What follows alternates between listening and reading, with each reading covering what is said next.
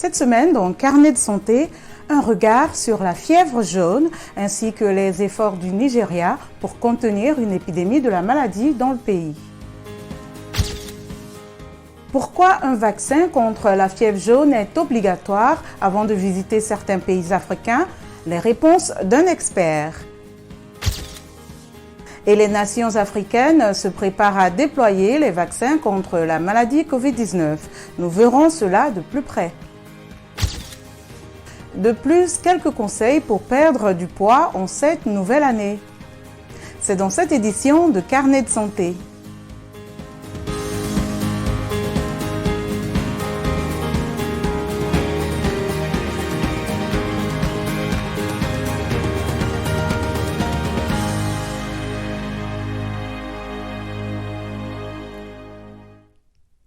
Bienvenue, merci de nous rejoindre pour une nouvelle édition de Carnet de santé. La fièvre jaune est une maladie hémorragique virale aiguë transmise par des moustiques infectés. Le terme jaune fait référence à la jaunisse présentée par certains patients. Si l'infection provoque des symptômes bénins chez de nombreuses personnes, environ 15% des personnes infectées développent une maladie grave qui peut entraîner des saignements, un choc, une défaillance des organes et parfois la mort. Le virus de la fièvre jaune se trouve principalement dans les régions tropicales et subtropicales d'Afrique et d'Amérique du Sud. La vaccination contre la fièvre jaune est obligatoire avant de se rendre dans plusieurs pays d'Afrique, dont l'Angola, la Côte d'Ivoire et le Nigeria. Selon une étude récente publiée dans la revue médicale Lancet, administrer aux gens une fraction du vaccin contre la fièvre jaune est efficace et offre une protection, ce qui permettra de vacciner davantage de personnes. La recherche a été menée par Médecins sans frontières en collaboration avec l'OMS. Partons tout de suite au Nigeria, où plus de 170 personnes sont décédées des suites d'une épidémie de fièvre jaune l'année dernière. Selon les experts, la méfiance à l'égard des vaccins dans les zones rurales est le plus grand défi, comme le rapporte Ifeok Etang de Bauchi au Nigeria. Le récit est de Gabi Dorsil. Jonathan Salé, laveur d'auto, a survécu à la fièvre jaune il y a 23 ans, avant qu'un vaccin ne soit disponible pour traiter le virus propagé par les moustiques. Quand j'ai eu cette maladie, mes lèvres sont devenues jaunes et ma langue, mon globe oculaire sont devenus jaunâtres. Et je vomissais jaune. Je pensais que j'allais mourir et Dieu m'a sauvé.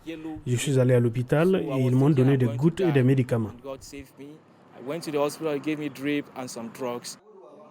Le vaccin contre la fièvre jaune est disponible au Nigeria depuis 2004 et il est offert gratuitement aux enfants. Mais depuis 2017, des épidémies de fièvre jaune ont fait des dizaines de morts et beaucoup d'autres souffrent. Dans l'état du Nigeria le plus touché par le virus, Bauchi, les autorités médicales affirment que de nombreux parents ne parviennent toujours pas à faire vacciner leurs enfants. Nous avons maintenant fait une petite enquête et nous avons découvert que parmi les personnes que nous avons échantillonnées, la moitié n'avait pas été vaccinée. Si l'apathie des parents est le principal défi, il reste que certains Nigérians optent également pour la médecine traditionnelle. Nous sommes simplement d'accord avec la phytothérapie. Nous n'allons pas souvent à l'hôpital. C'est ainsi que nous sommes ici. Les immunologistes disent que plus de Nigérians sont prêts à recevoir le vaccin contre la fièvre jaune qui dure toute une vie. Il y a une grande prise de conscience maintenant et presque tout le monde est au courant de la vaccination, de sorte que vous découvrirez que c'est un très petit nombre de personnes qui optent pour les traitements traditionnels. Le gouvernement fédéral nigérian mène une campagne massive de vaccination contre la fièvre jaune à compter de la mi-janvier. Pour plus d'informations sur la fièvre jaune, la journaliste Aïcha Mouzarou s'est entretenue avec Dr Abou Yazid Bachir, un expert médical à Abuja, au Nigeria. La fièvre jaune est une maladie causée par un virus qui affecte certains organes vitaux du corps et à cause des symptômes, à cause de l'apparence jaunâtre des yeux et de l'urine, on l'appelle fièvre jaune. Elle est causée par les moustiques. La désinfection est importante pour vous assurer que votre environnement est propre afin d'éviter la reproduction des moustiques. Il faut utiliser une moustiquaire lorsque vous dormez. Si votre environnement est infesté de moustiques, portez des manches longues et des pantalons. N'exposez pas votre corps à d'autres moustiques qui piquent. Ils injectent l'organisme dans le corps de quelqu'un. Et puis, le plus important est de se faire vacciner. Ce qui vous protégera pendant 10 ans et après, il faudra répéter la vaccination. Il n'y a pas de traitement proprement dit. Le traitement se fait par un soulagement des symptômes. Le malade peut présenter des maux de tête, la fièvre, des nausées, parfois ou des vomissements, avec des ongles et des yeux jaunes, des courbatures et des douleurs articulaires. Nous utilisons donc des médicaments en fonction des symptômes du patient. Pour quelqu'un qui a de la fièvre, vous pouvez dire, d'accord, laissez-moi vous donner du paracétamol ou de l'ibuprofène, peu importe. Quelque chose qui calmera les douleurs. Vous regardez donc la présentation des symptômes du patient afin de prescrire le traitement. La première raison est que c'est une maladie mortelle. On veut en empêcher la propagation partout dans le monde, où que se trouvent des moustiques, ou quiconque porte l'organisme dans son système recevra une piqûre de moustique et transmettra cette infection à d'autres personnes. Vous pouvez donc la transporter du Nigeria, en Angleterre, en Amérique ou au Ghana, peu importe. Ainsi, lorsque vous êtes vacciné, vous pouvez désormais protéger votre corps contre les transmissions de la maladie. Et si vous voyagez, il n'y a pas de risque puisque vous êtes maintenant protégé. Alors que les vaccins anti-Covid sont déployés dans le monde, les pays africains se préparent pour leur campagne de vaccination. Utilisant le vaccin chinois Sinopharm, les îles Seychelles sont devenues en janvier le premier pays africain à lancer la vaccination contre le Covid-19. Le Sénégal a pour objectif d'acheter au moins 200 000 doses de Sinopharm. Cela complétera les vaccins attendus du programme COVAX soutenu par l'OMS qui vise à fournir 1,3 milliard de doses cette année à 92 pays défavorisés. L'Union africaine a obtenu auprès des fabricants 270 millions de doses de vaccins anti-Covid pour les États membres en supplément du programme COVAX.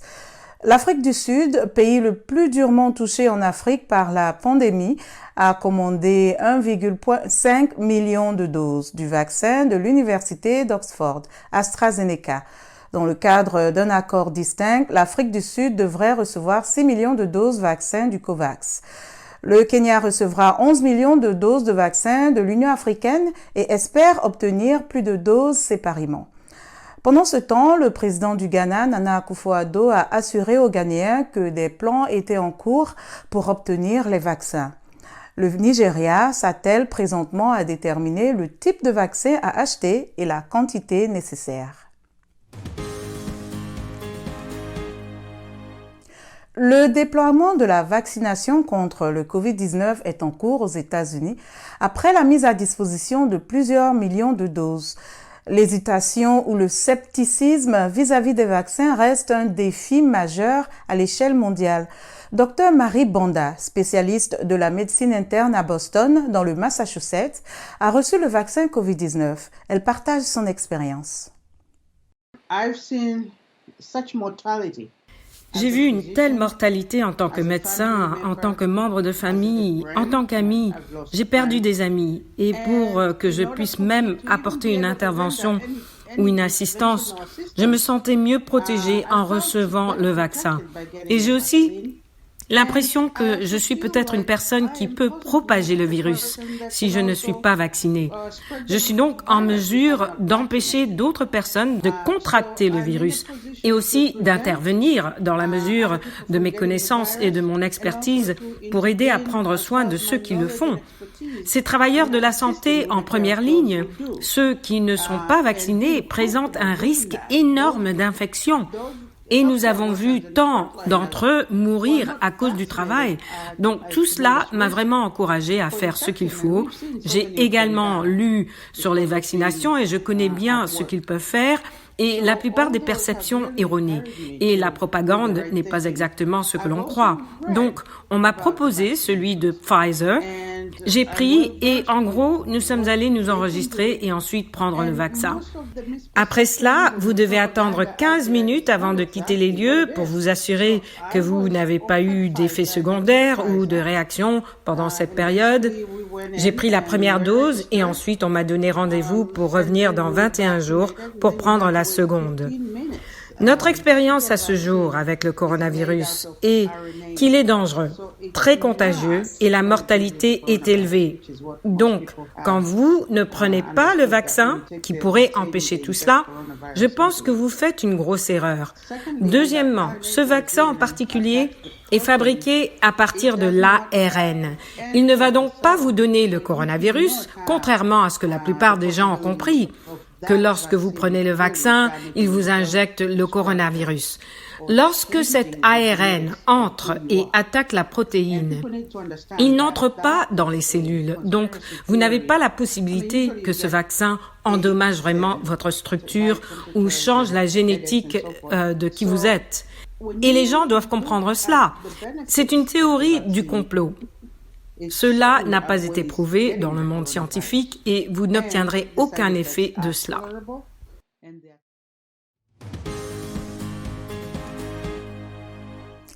Beaucoup de personnes visent à perdre du poids en guise de résolution pour la nouvelle année ou après avoir pris quelques kilos pendant la période des fêtes. Nous avons souhaité connaître vos astuces pour perdre du poids. Voici ce que certains d'entre vous ont partagé avec le journaliste Samuel Okocha à Lagos. Je suis un footballeur, donc pour perdre du poids, je joue simplement au foot. Je fais juste mon exercice normal comme d'habitude. Donc une fois que je fais mon exercice normal, mon poids diminue. Je contrôle ce que je mange et c'est tout. Pour le sommeil, je dors moins. Voilà donc ce que je fais normalement pour perdre du poids. Donc mes exercices réguliers et autre chose. Le matin, je fais un peu de jogging. Je peux même m'asseoir dans ma chambre et faire mon exercice normal, y compris pour le ventre. Voilà donc ce que je fais pour réduire mon poids.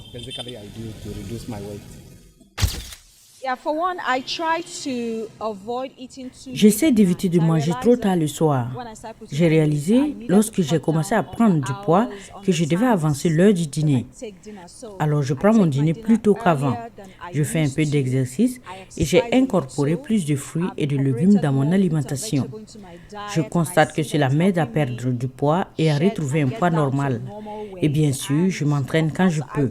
C'est difficile, mais j'essaye autant que possible de m'entraîner au moins 2 fois par semaine. Et cela aide beaucoup à maîtriser mon poids.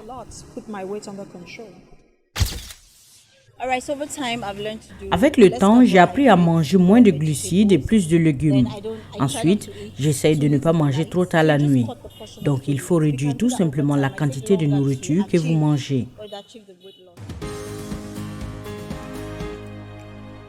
Selon l'Institut national américain de la santé, un régime alimentaire équilibré, une activité physique régulière et la réduction du stress peuvent aider à diminuer et à maintenir son poids. Réduisez donc votre consommation de sucre, d'amidon ou de glucides. Mangez des protéines telles que le bœuf, le poulet, le poisson et des protéines végétales comme les haricots et les légumes. Consommez plus de légumes verts comme les épinards, le chou et le concombre. Ils regorgent de nutriments. Mangez des graisses saines comme l'huile d'olive et l'huile d'avocat et avec modération. Et comme toujours, bougez votre corps. L'exercice physique peut vous aider à perdre du poids plus rapidement. Les exercices cardio et les poids ont des avantages indéniables. Notez qu'il est important de consulter un spécialiste avant de commencer tout régime ou programme pour perdre du poids. Notre émission tire à sa fin. Pour plus d'informations et l'actualité sur le nouveau coronavirus, rendez-vous sur notre site web voaafrique.com. Vos questions et réactions sont toujours les bienvenues sur la page Facebook de VOA Afrique. Vous pouvez aussi me suivre sur Twitter @lenormodou. Merci de votre fidélité à Carnet de santé. D'ici la semaine prochaine, on se lave les mains fréquemment et on utilise un masque en public. Portez-vous bien et à très bientôt.